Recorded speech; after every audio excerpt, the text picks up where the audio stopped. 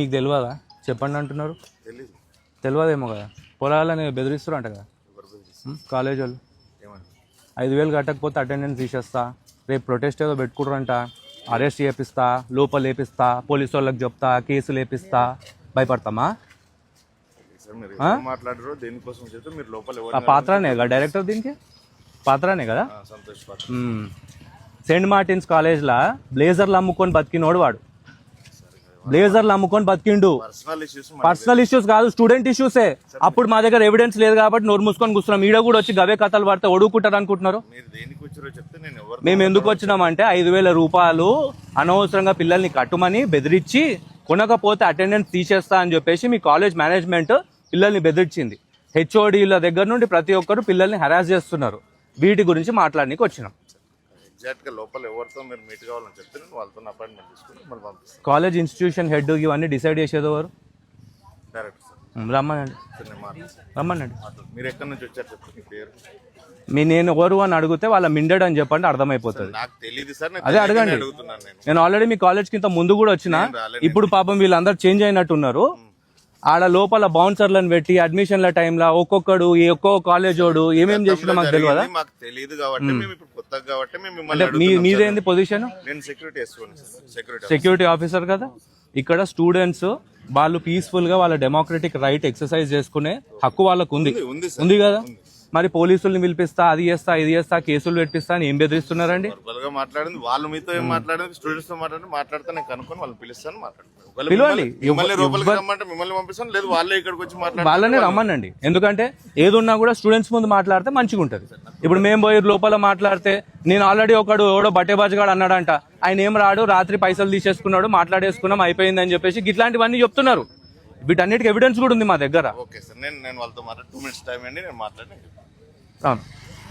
నిన్న ఎవరు రారు, ఇట్లా డబ్బులు తీసుకున్నారు, అయిపోయింది, రాత్రి సెటిల్మెంట్ అయిపోయింది అన్నది ఎవరు?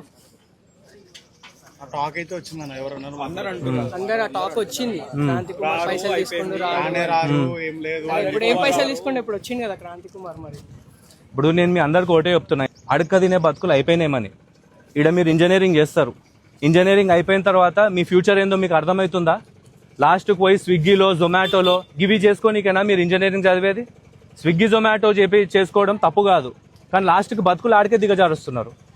డిగ్రీలు వస్తున్నాయి మనకు, మనం పైసలు కడుతున్నాము, వాళ్ళు డిగ్రీలు ఇస్తున్నారు, అంతేగాని ఏమన్నా నాలెడ్జ్ ఏమన్నా ఉందా? దాని గురించే మనం ఫైట్ చేస్తున్నాం. కాలేజ్ అనేది ఎప్పుడైనా కానీ ఎవరికైనా కూడా ధైర్యం ఇవ్వాలి, కానీ ధైర్యాన్ని సంపొద్దు. ఇప్పుడు 5,000 రూపాయలు అడుగుతున్నారు, మీకు రిసీట్లు ఇవ్వని అంటున్నారు. అది ఆడదాకా సరే పోనీ, అన్ని కాలేజీలలో ఉన్న దరిద్రమే అనుకుంటాం. తీసుకోకపోతే అటెండెన్స్ తీసేస్తా అనడం తప్ప కదా? 12,000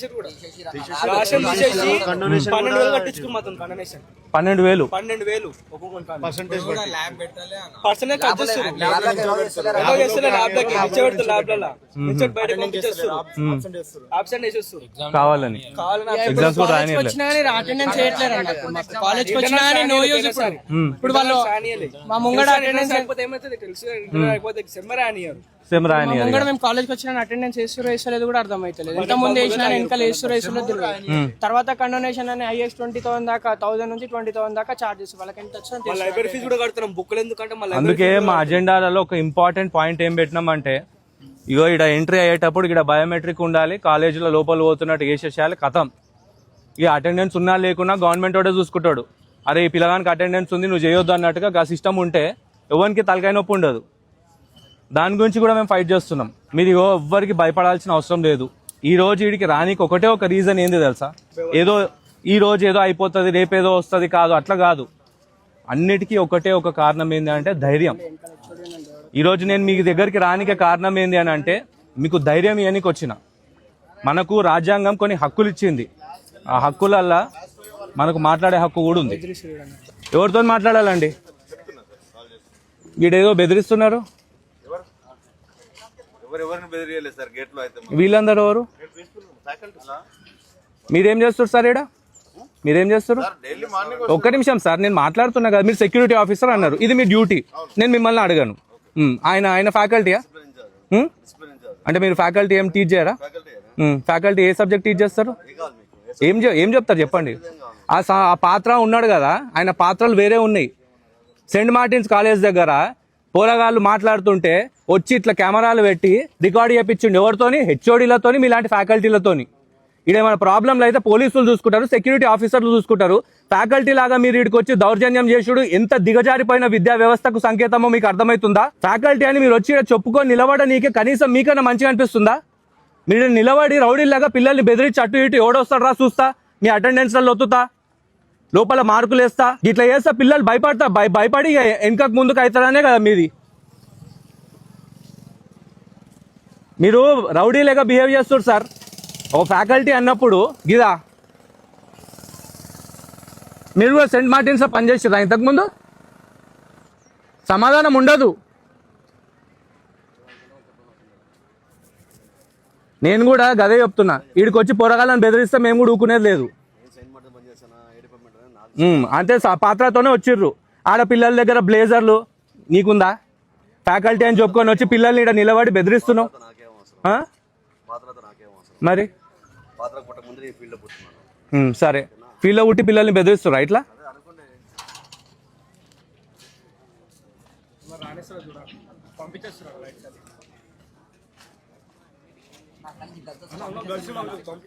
అగో ఆడ ఏమైతుందో కనిపిస్తుందా? అగో ఇగో మీ బెదిరింపులకు లైవ్ ఇది.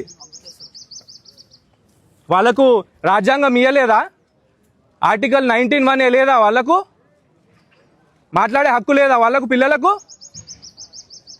మీ అటెండెన్సులు, మీ దౌర్జన్యాలు పద్ధతిగా మాట్లాడడానికి వచ్చినప్పుడు ఎవరైనా వచ్చి పెద్ద మనిషి లెక్క మాట్లాడి గిది ప్రాబ్లము, పైసలు తీసుకోము, పిల్లలను హరాస్ చేయము అని అంటే అయిపోతుంది.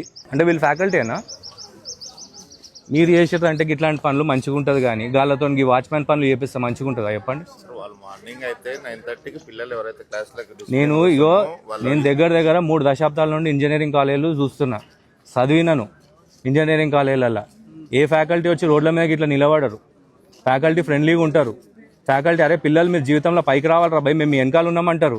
అంతేగాని పైసలు కట్టకపోతే మేనేజ్మెంట్ తీసుకొనియండి, తప్పు లేదు. ఇట్లా ఫ్యాకల్టీ వచ్చి చిల్లర పనులు చేసుడేంది? ఇప్పుడు ఫ్యాకల్టీని చూపించి ఎవడోడు ఉన్నాడో మేము చూసుకున్నాము, వీడియోలు రికార్డ్ చేసుకున్నాము, ఆ వీడియోలలో చూసి మేము మీద యాక్షన్ తీసుకుంటాం అని అంటే ఏమన్నమాట? స్కూల్ పోరగాళ్ళు కాదు, అదే చెప్తున్నా. కానీ మీరు వాళ్ళని స్కూల్ పోరగాళ్ళ కంటే హీనంగా ట్రీట్ చేస్తున్నారు. అది కదా బాధ. ఇంజనీరింగ్ కాలేజీలలో చదివే పిల్లలు ఎట్లుండాలి? అరే ఏమన్నా కానీ నా కాళ్ళ మీద నేను నిలబడే పరిస్థితులు ఉంటా అన్నట్టుగా ఉండాలి. స్విగ్గీలు, జొమాటోలు నడిపించుకునే కాడికి పాపం వాళ్ళ బతుకులు దిగజారిపోతున్నాయి. దానికి చదువుకోవాల్సిన అవసరం ఏమన్నా ఉందా? 18 ఏళ్ళు నిండి బండి నడపగలిగిన ప్రతి ఒక్కరు చేయగలిగే జాబ్ అది.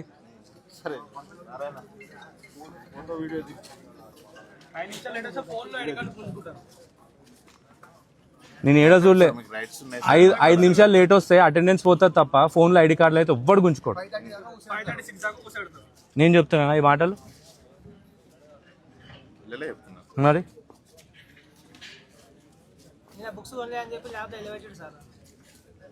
బుక్స్ కొనలేదని చెప్పేసి ల్యాబ్లో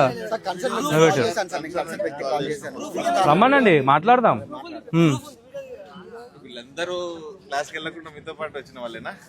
చూడండి, ఇంకా చాలా మంది ఉన్నారు. వీళ్ళు మీ ముందు భయపడి మాట్లాడకపోవచ్చు, కానీ వాళ్ళు మాట్లాడే హక్కుని మాత్రం ఎవడు హరించలేరు. వాళ్ళు ఏడనన్నా మాట్లాడతారు. మాట్లాడిన తర్వాత వాళ్ళని టార్గెట్ చేసి ఫెయిల్ చేస్తా అంటే తప్పు. ఇప్పుడు మేము కూడా సరే JNTU కిందనో ఉస్మాన్ యూనివర్సిటీ కిందనో ఉంటే వేరేలాగా అనుకుంటుండే. అటానమస్ యూనివర్సిటీ అని పెట్టుకొని ఈ అరాచకాలు ఏంది?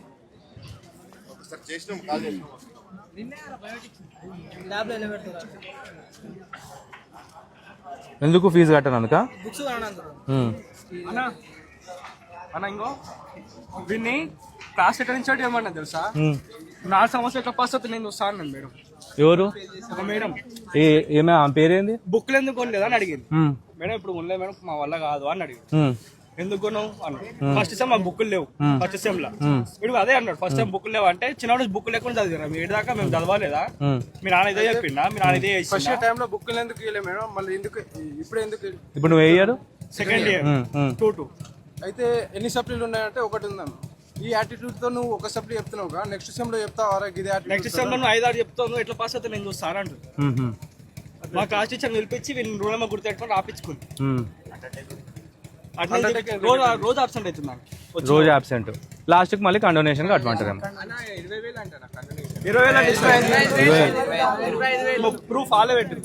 మొన్న సెమిస్టర్ గిట్టంగా రాయలేదు రాయలేదు సెమిస్టర్ అంటే ఈ కండోనేషన్ ఫీజులు కట్టకపోతే సెమిస్టర్లు రానిస్తలేరు. ఇప్పుడు రాయలేదు మేము, అయిపోయింది సెమిస్టర్ ఫస్ట్ ఇయర్ సెమిస్టర్ అయిపోయింది. ఇప్పుడు మేము ఫస్ట్ ఇయర్ సెమిస్టర్ గిట్టంగా రాయలేదు.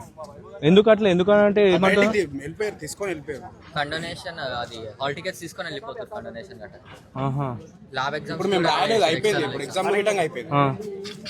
Second year February month, March month, April month 1,000, 12,000, 25,000 depends on your attendance percent. కాలేజీలో పెట్టరు 25,000 అంటారు. అంటే వాళ్ళు మీరు రాకపోతే అటెండెన్స్ చేయకపోతే తప్పు లేదు, వాళ్ళకి డీటైన్ చేసే రైట్ ఉంటది. కానీ మీరు వచ్చినాక కూడా కావాలని నిలబెట్టేసి అటెండెన్స్ చేయకుండా ఇబ్బంది పెడుతున్నారు. ఎక్స్ట్రా మాట్లాడితే ఇది అంతా ఎందుకు అని అంటే బుక్కులు కొనందుకు.